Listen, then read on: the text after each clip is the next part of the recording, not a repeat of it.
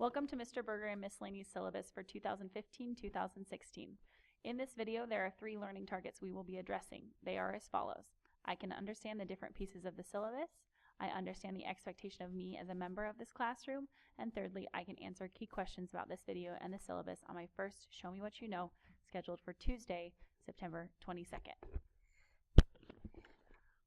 Communication. At the beginning or top of the syllabus, you can find both email and phone contact for myself and Ms. Laney. As well, please feel free to use our Schoology page in order to get in touch with us. That is true for students and parents or guardians. In this class, we have many objectives. The most important is this: to be successful based on their understanding and ability to prove knowledge of the clear learning targets standards for each unit of study.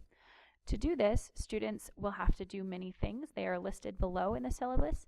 Please take some time after the completion of this video to read those things that you are responsible for as a student. Class description. We are going to be studying history and geography together. The one thing that Miss Laney and I would like you to keep in mind is that we really want to ask you about why and how things happen. Not just who and what or a date. And we want you to go past listing off dates and facts and actually start to fit the pieces together to understand history and geography.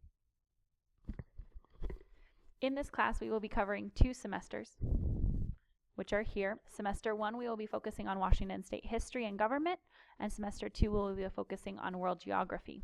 These 2 semesters are separate and very different. Washington State history and government is a high school requirement. You must pass and complete this class in order to graduate from high school.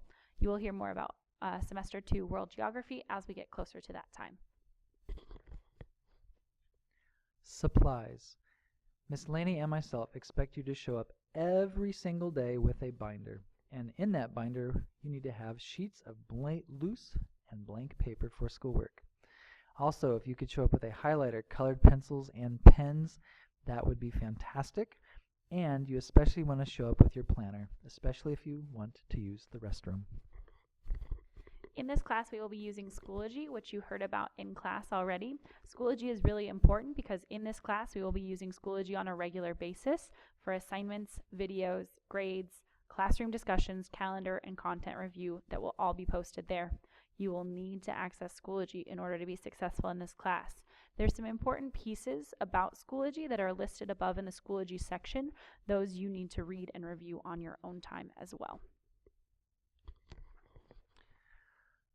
Once again, for those of you who need help logging into Schoology or who want to show a parent or guardian how to get into Schoology, please start by searching for Seattle Schools. The top hit will be the Seattle School homepage. From there, you will go to Student Portal at the top.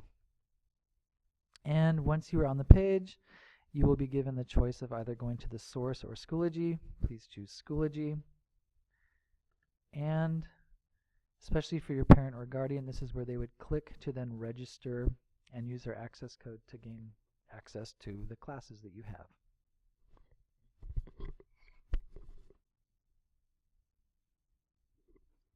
This information can also be found here on this slide and in the syllabus for further directions for students. We also covered this in class for students as well.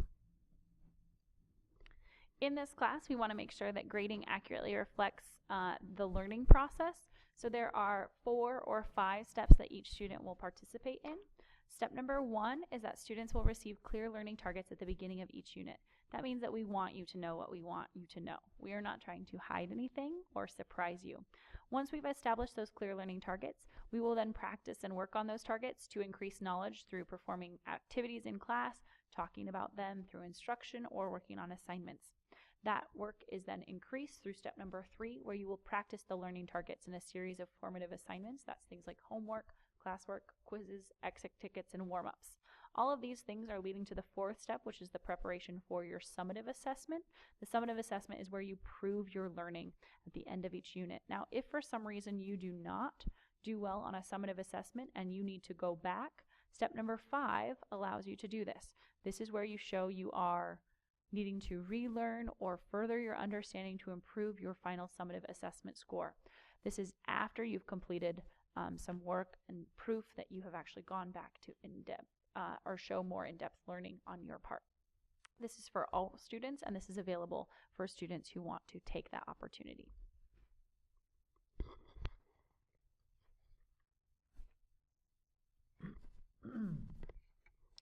Assessments. There are two kinds of assignments that we will be giving you. We will either be giving you formative assignments or summative assessments. The purpose for a formative assignment is that it is something that you take while you are learning. It is practice, and with the practice you get feedback. So we call this assessing for learning. Are you learning it? How have you picked it up? What do we still need to work on? This will only account for 10% of your grade.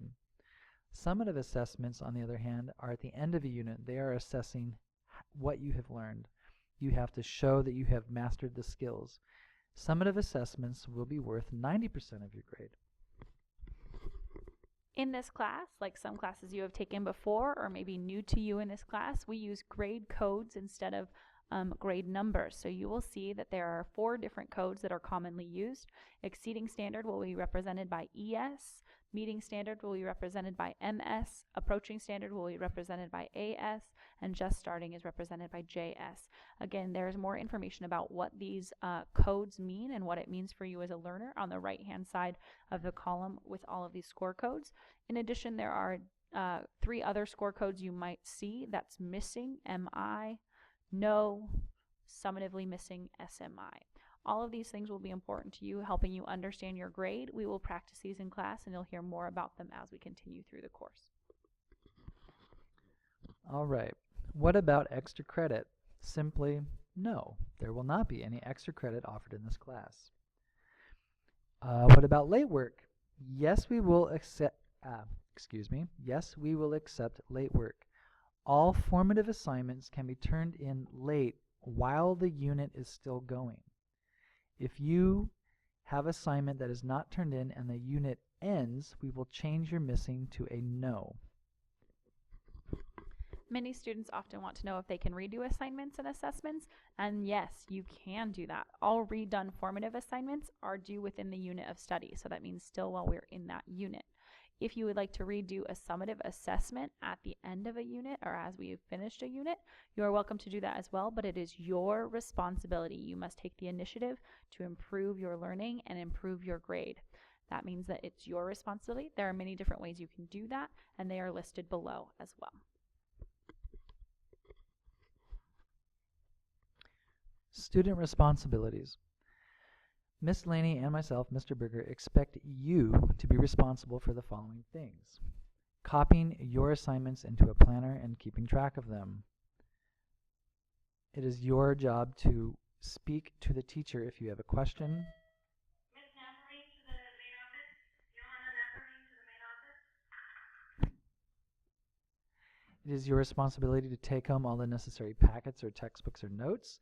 You are responsible for getting assignments when you are absent, and you are responsible for using class time wisely.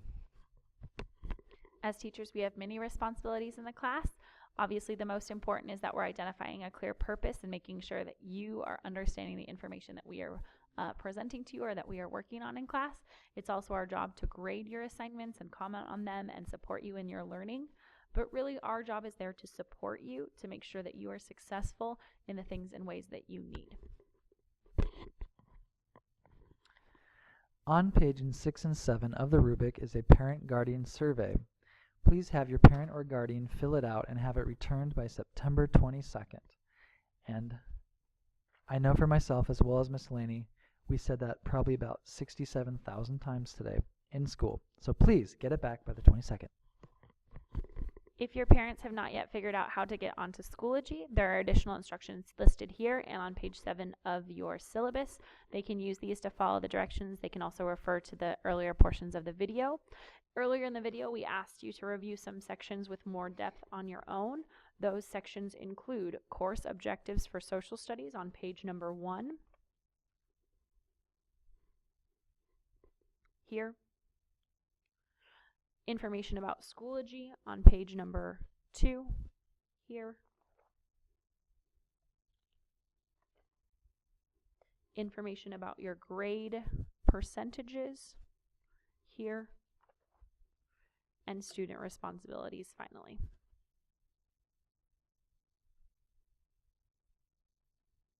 Which is found here. Have a great weekend, and we'll see you when you get back.